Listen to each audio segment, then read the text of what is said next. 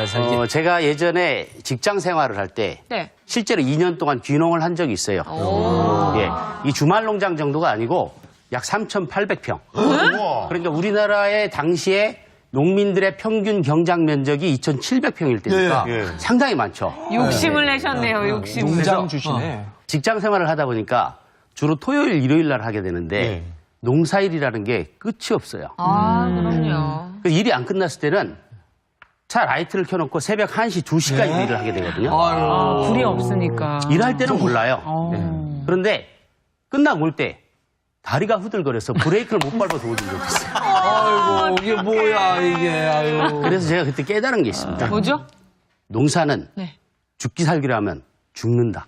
이건 확실하게 알아요. 네. 그래서 여러분들 어떻게 하면 잘 준비하고 갈 수 있는지 그런 얘기를 한번 해보도록 하겠습니다. 네. 제가 아는 어떤 귀농인의 얘기인데요. 네. 귀농을 하자마자 동네 밭 1,000평, 논 1,000평, 어휴. 또 산 밑에 밭 1,000평, 이 3,000평을 구한 거예요. 운이 좋은 거죠. 네. 비슷하시네요. 그런데 농사를 지으려면은 이거 트랙터로 밭을 갈고 그래야 되거든요. 이 귀농 초기에는 기계가 없어요. 그래서 동네에 기계 있는 사람한테 비용을 주고 이 밭을 갈고 이러는데 아무도 밭을 안 갈아주더래요. 왜요? 돈을 줘도. 나중에 알고 봤더니 자갈밭인 거예요. 기계 망가지지, 기계 망가져. 그래가지고 이런 맛을 모르고 샀단 말이에요? 어떡하면 좋아. 모르죠. 가을에 살 때는 풀이 잔뜩 있으니까 안 보이거든요. 어머머머. 그래서 그럼 논이라도 갈아달라. 뭐를 심어야 되니까. 그랬더니 동네 트랙터 치고 인원에 안 빠져본 트랙터가 어머. 그래서 쌌네, 그래서 자갈밭, 쌌어. 수렁론. 그런데 셋 중에 하나. 산 밑에 있던 밭은 아주 자갈도 하나 없고 동네가 가물어도 가뭄도 안 타고 아주 기름진 밭이었대요. 그래서 감자를 심었는데 네. 감자가 약 500박스가 나왔다. 와. 아니, 이제 이거 어디에 파는 그래서 이제 근데 여러분 감자를 어떻게 캔다고 생각하세요? 땅 속에 씨를 이렇게 심어서 감자 이렇게 살살살살 해야 돼요. 요즘에는 그랬다가는 인건비도 안 나올 수 있어요. 어떻게 해야 돼? 트랙터로 하죠. 감자 농사도요? 트랙터로 하면 1,000평이면 1시간도 안 걸려요. 근데 흙하고 감자하고 분리해서 심지어 감자가 자루에 딱 담겨져서 똑똑 떨어집니다. 우와! 트랙터로 하면 1시간인데 사람이 하면 어느 정도 시간이 걸려요? 많이 걸리죠. 너무 자, 야. 그래서 이 사람이 트랙터를 자갈이 없으니까 괜찮다 싶어서 트랙터를 가지고 감자를 캐려고 봤더니 네. 길이 없더래요. 트랙터가 들어가는 길이. 맹길. 아이고야. 산에 있어서. 그래서 아는 사람 다 동원해서 이제 감자를 캤는데 인건비. 이 500박스를 가지고 와야 되잖아요. 진짜 마음이 아파 그냥. 지게로 지고 내려가잖아요. 그렇죠. 네. 지게로 지고 내려와야죠. 오 마이 갓. 그래서 이야. 며칠 동안 이 500박스를 저내리고 한 3주 정도 물치료를 받았어요. 감자값보다 이거는 진짜 약값이 더 웃어야 될지 드는 울어야 될지 모르겠네 진짜. 그런데 이게 낙심한 거죠. 예. 너무 힘들고 막 좌절하고 있을 때 동네에 귀농한 그 귀농 선배가 술을 한 병 가져와서 한 잔 따라주면서 위로를 하더래요. 뭐라고요? 고마울까요, 안 고마울까요? 고맙죠. 내 맘 알아주는데. 그러면요. 야, 그 밭 작년까지 다 내가 붙이던 밭이다. 이게 동네에서 붙이기 어려운 땅이 다 나와서 온 거예요. 그 귀농인도 섣불리 빌려서 농사 짓고 아주 골탕을 먹고 아이고야. 내놓은 것을 덥석 빌린 거죠. 그러셨구나. 모르니까. 생각을 해보세요. 낯선 사람한테 이 문전옥답을 막 빌려줄 것 같아요? 그럼 맞아요. 귀농 10년입니다, 지금. 수많은 사람들이 좋은 땅 나오면 하려고 기다리고 있거든요. 맞아. 그래서 맞아요. 귀농하면 1년 정도는 농사를 짓지 말고 남의 집 일도 다니고. 그래, 맞아요. 그래야 또 귀동냥도 좀 하고. 그렇죠. 적응해라. 귀동냥도 듣고. 귀동냥 해야 돼. 사람들하고 관계도 아까 말씀하신 대로 잘 갖고. 그리고 이 땅이 무슨 농사를 지면 될지. 심지어 이 동네는 무슨 농사가 될지 안 될지도 알거든요. 네. 그런데 이 작물 키우는 기술만 되면 모든 게 해결될 것 같죠. 그런데 20년, 30년씩 농사 지은 농부들은 농사 기술은 최고겠죠. 맞아요. 그렇죠. 근데 어렵다 그러잖아요, 농업. 네. 그렇죠. 농사기술은 넘치는데 예. 결국은 팔로예요. 맞아요. 어떻게 키울 것인가가 아니고 어떻게 팔 것인가. 팔 것인가. 우리가 60년대, 70년대 이 농작물이 부족할 때는 키워놓으면 다 팔렸어요. 네. 맞아요. 근데 그러던 것이 예를 들어서 콩을 한 말 심어서 10가마니 남들이 수확하는데 내가 12가마니 수확하면 나라에서 증산왕, 다수학왕 상도 주고 돈도 더 벌었죠. 요새는 자칫하면 뼈만 더 빠집니다. 네. 뼈마디 빠져. 그게 뼈 빠져. 우리가 이제 90년대, 2000년대 들어와서는 농사 기술도 좋아지고 또 외국산 농산물도 많이 들어오지 않습니까? 맞아요. 예. 그러다 보니까 더 달고 크고 맛있고 이런 품질의 시대로 왔죠. 수량에서 품질로. 맞습니다. 그런데 또 한 가지. 농민들이 키우는 농작물은 품질이 안 좋을까요? 좋아요. 좋죠. 좋죠. 예. 그런데 어렵다잖아요. 예. 이제는 양에서 질로, 질에서 가치로 넘어가고 있습니다. 물론 양과 질이 중요하지 않다는 건 아니에요. 그건 기본이죠. 그런데 귀농에서 몇만 평씩 농지를 구해서 농사 질 수 없죠. 결국 작은 면적이에요. 거기에서 나만의 가치를 만들어내야 돼요. 같은 사과가 있어도 좀 비싸도 나는 저 사는 거 살래. 뭔가 가치가 있는 거죠. 네, 그런 가치를 만들어내는 거. 그래서 어떻게 키울 것인가가 아니고 언제 누구한테 어떻게 팔 것인가. 이 계획이 세워지고 나서 팔 수 있는 것을 팔 수 있는 만큼만큼 심어야 된다. 그리고 그걸 심기 위해서 그 작물에 대한 재배 기술도 배우고 이렇게 해야 되는 것 같습니다. 쉽지가 않네. 그럼. 나에게 맞는 농작물을 찾아라. 자, 그럼에도 불구하고 그러면 어떤 거 심었으면 좋겠나 궁금하죠, 그죠? 네. 제가 10년 동안 이 귀농 교육을 하면서 네. 많은 귀농인들을 만났는데 귀농인들이 선호하는 작물 그리고 좀 유망한 작물 한번 정리해서 소개해 보도록 하겠습니다. 뭐가 있을까요? 여러 가지가 있는데 먼저 버섯. 이거 돈대요, 돈대. 이거. 그렇죠. 예, 돈대죠. 돈대요, 예. 그래서 버섯은 일반 작물에 비해서 상대적으로 고소득이에요. 맞아요, 예, 예. 그 다음에 많은 농지가 필요할까요? 아니, 비닐하우스에서 비닐하우스. 키우고. 예. 작죠. 예, 예. 그리고 햇빛이 막 쨍쨍 찌는 아니, 때가 아니. 아니죠. 예. 실내죠. 실내. 그늘진 곳이죠. 예. 그래서 귀농인들이 선호해요. 딱 좋네. 그렇죠. 타지도 않고 얼굴 타지도 않고 그렇죠, 그렇죠. 너무 많이 관리할 필요도 없고 지가 알아서 커. 여자들은 그런 게 중요합니다. 맞아요. 얼굴 타는 거 이런 거. 그럼요. 예. 근데 이것도 이제 아무 생각 없이 하면 얼굴에 검버섯도 피고 하는 거예요. 버섯은 보세요. 일단은 이 투잡이 어느 정도 들어가요. 여러분 새송이 버섯 아세요? 네. 이런 것들은 이미 종업원을 몇십 명씩 두고 하는 대형화됐어요. 그래서 업체끼리도 단가 1원 경쟁을 막 하고 있기 때문에 개인이 하기에는 맞지 않는 품목이고 힘들겠다. 이제 표고 이런 거 많이 하죠. 표고 또 무슨 약효 있는 버섯 네, 이런 거 상황버섯. 양송이 상황버섯. 예. 근데 표고 같은 경우 지금 중국산이 많이 수입돼 들어오거든요. 식당에서 주로 그런 거 쓰지 않습니까? 또 귀농인이 선호하다 보니까 귀농인 증가하면서 표고 생산량도 비례해서 증가해 왔어요. 네. 그런데 그 중에서도 표고를 가지고 잘 정착한 사람들이 있어요. 이 사람들의 공통점이 뭐냐면 그렇죠. 들어가는 비용을 최소화하는 거예요. 또 한 가지는 뭐냐면 소량을 고품질로 키워내요. 그래서 직거래를 합니다. 직거래, 맞아요. 도시에 지인도 있고 직거래. 또 SNS 이런 거에 아무래도 기존 농민보다 강하죠. 맞아요. 그래서 자기의 가치를 알릴 수 있는 능력이 좀 있다? 이렇게 볼 수 있을 것 같아요. 자, 또 한 가지 귀농인들이 선호하는 작물 과수죠. 과수원은 진짜 꿈이에요, 꿈. 그렇죠. 과수원집 딸을 만나는 것도 꿈이고. 셋째 딸. 그리고 과수 농사를 지면서 뭔가 이렇게 로맨스도 좀 이뤄보고 약간 이런 그러니까요. 꿈이 있어요. 막 사과나무가 주렁주렁 열려있는 과수원 운영? 귀농인의 로망이죠. 그러니까요. 그리고 멋지잖아, 왠지 멋지잖아. 왠지 이렇게 하는 것보다는 그냥 요거 따는 게 맞아요. 이게 더 쉬울 것만 같은 느낌이 그리고 이제 있거든요. 기계화가 많이 돼 있어요. 이분들 보니까 과수는. 답답하시죠? 네, 이런 사람 많이 만나요. 기계화가 돼 있고 기계화도 돼 있지만 재배 방법도 매뉴얼이 잘 돼 있어요. 그러니까.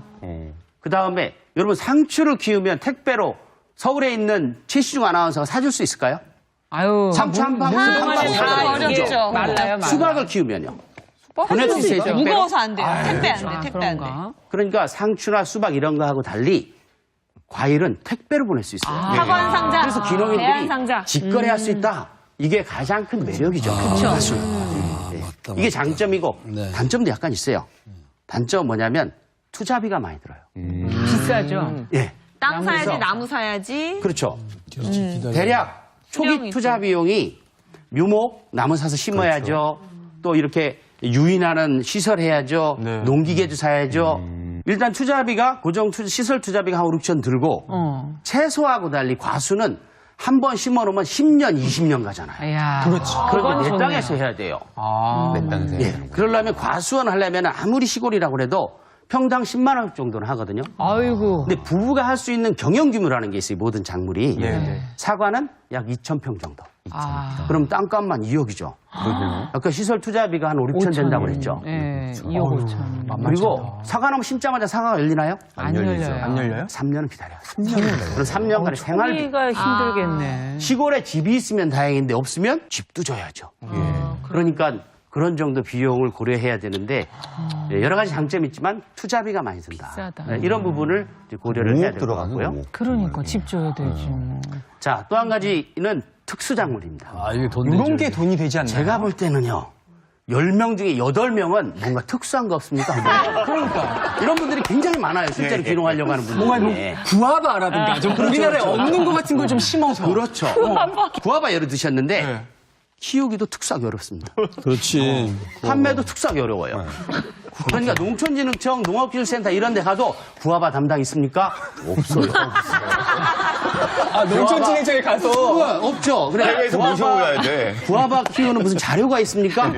없죠. 이 방콕 가서 모셔와야 돼요. 이 베테랑 농부들 많죠. 막걸리 많이 사주면서 친해졌단 말입니다. 네, 네. 자, 내 구아바를 키워야 돼요. 구아바 키우는 것 좀 모르지. 해보질 않았잖아요. 맞아요, 맞아요. 그러네요. 네, 그러니까 특화하기는 좋아요. 그렇죠. 그 다음에 고수익이에요. 그리고 진입장벽이 높아서 아무나 할 수가 없기 때문에 갑자기 가격이 폭락하지도 않아요. 그런 장점이 있는 반면에 네. 키우는 방법, 또 판매하는 방법. 이거에 대해서 나름대로 자기의 방안이 있을 때는 한번 도전해 볼 만한 게 또 특수 자원이죠. 어디가 물어볼 데가 없네, 진짜. 네, 자, 그러면 이제 기술, 자본 이 두 가지를 가지고 품목군을 한번 살펴보도록 하겠습니다. 먼저 고구마, 진짜, 배추, 맞아. 콩, 고추 공통점이 뭘까요? 쉬워요. 크네요. 밭에서 키우는 네. 거예요. 밭작물. 특별히 시설이 없어도 되죠. 그러다 보니까 자본도 좀 적게 들고 예. 또 기술도 좀 낮아도 되고. 그렇죠. 예. 그다음에 특용작물, 약초라든지 또 아까 사과, 또 오이. 예를 들어서 오이를 비닐하우스에서 다 키우거든요. 네. 오이를 부부 경영 규모로 키울 만큼 시설 비닐하우스를 지려면은 많이 들어요. 1억 5천에서 2억쯤 들어요. 많이 들어. 오이 키우는데요? 깜짝 놀라서 저도 알아보니까. 예. 이 정도의 비용도 들어가고 기술도 필요해요. 어, 시설하우스는 하루 이틀 잘못하면 완전히 그렇죠. 망쳐버렸어요. 아, 맞다. 그 다음에는 파프리카, 또 수경재배, 어이구. 한우, 양돈, 양계 이런 축산 같은 것들은 어렵죠. 비용도 굉장히 많이 들고 맞아. 아주 고도의 기술이 필요해요. 그래서 초보자가 하기에는 상당히 접근하기가 어렵다. 이런 맞아요. 품목들은 이렇게 볼 수 있을 것 같고요. 자, 그러면 이제 한번 그대로. 농사만 짓지 말고 그래. 시장을 살펴라. 무슨 얘기인가 하면 네. 여러분 귀농에서 농사 짓는 것만 갖고 소득 없는 게 아니에요. 주변 사람들이 키운 콩으로 된장도 만들고 메주도 고추장도 만들고 딸기잼도 만들 수 있고 아, 진짜. 네. 또 어떤 체험 행사도 할 수 있고 이런 것들이 뭐예요? 가공이 2차 산업, 또 서비스, 유통 이런 것도 3차 산업, 맞아요. 생산은 1차. 그래서 1 곱하기 2 곱하기 3을 6이라고 해서 정부에서 집중적으로 지원하는 게 6차 산업이에요. 근데 6차 산업은 우리나라에서 인증받은 사람 중에는 귀농인이 절반 이상이 넘어요. 왜냐하면 많은 토지를 필요로 하지도 않고 또 농사 기술을 필요로 하지도 않아요. 그러다 보니까 귀농인이 접근하기 쉬워요. 그래서 이 6차 산업에 대한 부분도 한번 검토해 볼 필요가 있고 네. 또 이 농촌 관광에 대한 부분도 관심 가지고 농촌 관광 이거 될 것 같은데. 괜찮아요. 그렇죠. 왜냐하면 우리도 지금 귀농 방송하고 있잖아요. 네. 여러분들 정부에서 조사한 자료를 보면 도시민의 2명 중에 1명이 언젠가 나는 시골에 가서 살고 싶다 이렇게 응답을 하거든요. 하지만 귀농은 아무나 생각할 수 있지만 누구나 할 수 없어요. 맞아요. 네. 도시 생활에 지친 사람들이 언젠가 하루 이틀 그야말로 두꺼비 집 내리고 조용한 데 가서 쉬고 싶어요. 예. 농촌 체험 펜션, 농가 레스토랑, 농촌 카페, 농촌 체험 이런 부분들을 우리가 농촌 관광이라고 하는데 앞으로 굉장히 시장이 커질 거라고 전문가들이 보고 있고 정부도 아주 많이 지원을 하고 있는 분야가 또 농촌 관광입니다. 그래서 농사만 짓지 말고 2차, 3차 분야도 있고 또 시장 바라보고 변화되는 소비자들 요구가 어디에 있는지 보고 하면은 틈새 시장을 볼 수 있다. 예. 저희 그 귀농 제자 중에 한 명은 예. 보험회사를 다니다가 유기농 매실밭을 사서 귀농을 했는데요. 예. 이 사람은 농사를 짓기 시작하면서 홈페이지를 만들고 홈페이지에다가 내가 무슨 생각 갖고 농사를 짓나. 그리고 매일매일 농사 짓는 걸 일기처럼 해서 적어 올린 거예요. 네. 근데 매실이 수확될 때 되니까 문자를 넣은 거예요. 내가 귀농해서 유기농 매실 농사 짓고 있다. 홈페이지 한번 와봐라. 그랬더니 전화가 왔어요. 한 3일째 되는 날 교수님 막 주문이 들어오는데 겁이 나요. 원래 주인이 했던 농사 기술과 내가 초짜가 하는 거하고 달라서 얼마나 나올지. 또 원래 주인은 몇 톤 나왔다고 하는데 그분은 다 나온 총량을 얘기하는데 직거래는 1등품만 보내야 되는데 1등품은 얼마나 나오는지. 그래서 홈페이지를 내렸어요. 근데 아니나 달라요. 모자란 거예요. 그래서 늦게 주문한 사람들한테는 다 문자를 보내가지고 죄송하다고 계좌번호 다시 보내달라고 다시 돈 돌려드리겠다고 하니까 환불. 그렇죠. 대부분 연락이 와서 무슨 소리냐. 그럼 내년에는 나부터 달라. 그러니까. 여러분 그 해에 20년, 30년씩 매실 농사진 농부들이 생산비도 안 나왔다고 공판장에 막 매실을 던지던 그런 뉴스가 지역신문에 나던 해인데요. 1년차 초짜 농부가 1.5배 받고 3일 만에 다 파는 거예요. 심지어 내년 것까지 성금 받고 파는 거죠. 그렇네요. 진짜 미도 받았으니까. 왜 그럴까요, 그런데? 왜? 신뢰가 쌓인 거죠. 그렇죠. 평소에 인간관계도 있었지만 홈페이지를 통해 보고 믿을만하다. 맞아요. 근데 우리가 먹거리에 대한 불안이 커질수록 사람들은 품질보다는 안전입니다. 아하. 신뢰를 어떻게 줄 수 있느냐. 이런 부분들이 중요하죠. 자, 귀농에서 2, 3년간은 거의 소득이 없어요. 1년차 때 고구마를 심었는데 고구마 잎은 무성한데 땅속에 고구마가 안 들어. 어떡해. 콩을 심었는데 콩이 잘 자랐는데 열매가 안 열려. 그 동네 생긴 이래로 처음 일어나는 현상을 내가 막 하는 거예요. 근데 2년차 때 됐을 때는 일치월장합니다. 자기가 봐도 막 대견할 정도로. 그런데 이걸 도매시장에 내다 팔기에는 양이나 규격이 안 나와요. 아이고. 혼자 먹기에는 너무 많고 어떻게 할까요? 그런 경우에 동네 사람들하고 나눠 주변 사람들 주죠. 나눠주죠. 어쩔 수 없죠. 도시에 있던 가족들 지인들도 주고. 주고 3년 차나 돼야 어느 정도 소득이 나오니까 아하. 3년 정도는 먹고 살 돈을 가지고 가야 되는 거지. 아이고 3년치. 그래서 귀농할 때 대부분 다 버리고 간다. 다 내려놓고 간다는데 뭘 내려놓고 갑니까? 그렇죠. 도시에서의 생활 습관, 늦게 자고 늦게 일어나는 거, 욕심 이런 거 내려놓고 나머지는 뭔가 농해 소득이 될 만한 거, 건축 임대료, 그래서 온라인으로 살 수 있는 일 이런 걸 만들어 갖고 와야 돼요. 아니면 구슬이라도 두세 마리 가지고 와야 돼요. 농촌에 가면 길어요. 싫어요. 그 구슬이라도 깰 수 있으면 좋은 거죠. 그래서 배우자가 직업을 가지고 있으면 먼저 와서 정착을 하고 나중에 가족들이 오는 연착륙. 자, 마지막으로 성공하는 귀농을 위한 전략 2+1입니다. 플러스 원. 마트 가면 많이 하는 거죠. 그렇죠. 먼저 준비 기간 동안에 2년, 현지에 가서 1년입니다. 근데 준비 기간 동안 2년 중요한 거 하나. 왜 귀농하려고 하는지. 맞아요. 나나 우리 가족들은 왜 시골에 가서 살겠다고 하는가 스스로 납득할 수 있는 이유 찾기가 우선이에요. 그 다음에 아무리 그런 이유 있는 삶이라고 해도 어떻게 맑은 물 입에 한 모금 물고 파란 하늘만 보고 살 수 없죠. 농업에서 뭔가 소득을 얻어야죠. 그래서 어떻게 먹고 살 것인가. 이건 누구나 다 알아요. 근데 여기서 중요한 건 순서입니다. 순서. 귀농해서 5년, 6년 된 사람이 잘 정착했다만 성공한 귀농인 이런 사람들이 가서 인터뷰를 해보면 글쎄요. 처음에는 불안하고 해서 정신없이 지냈는데 남들이 와서 지금 성공했다고 하지만 제가 이 정도 투자하고 이 정도 열심히 일했으면 도시에서라면 더 잘 살았어요. 그러니까요. 그러니까 맞아요. 왜 귀농했는지 가끔씩 일하다가 삭자를 꽂아놓고 멍하니 있을 때가 많아요. 맞아요. 뭐가 안 된 겁니까? 왜 귀농하려고 하는가? 1번을 안 하고 2번에만 충실한 거죠. 그럼 많은 분들이 왜 귀농하려 하는가 할 때 뭐라고 대답들을 많이 하세요? 이런 거죠. 귀농하면 힘들고 육체적으로 힘들고 경제적으로 궁핍한 거 알아요. 하지만 내 생각과 이 가슴이 풍요로워지는 삶? 뭐 이런 것들을 요구하는 거죠. 그렇죠. 맞습니다. 자, 그리고 마지막에 1년이 아까 말씀드린 대로 덜컥 농사를 짓지 말고 현지 적응도 하고 농사 준비도 하면은 이 2+1 전략이 귀농하는데 아주 필수적인 요건이다. 이렇게 말씀드릴 수 있을 것 같습니다. 정말 강의를 너무 잘하시네요. 아유. 귀농한다는 것은 되게 천천히 살라고 하는 거잖아요. 근데 너무 천천히 살겠다고 하면서 너무 서둘러요. 네. 귀농은 철저하게 준비하고 신중하게 결정해서 가야지 행복한 시골살이를 이룰 수 있을 것 같습니다. 최고의 강의였습니다.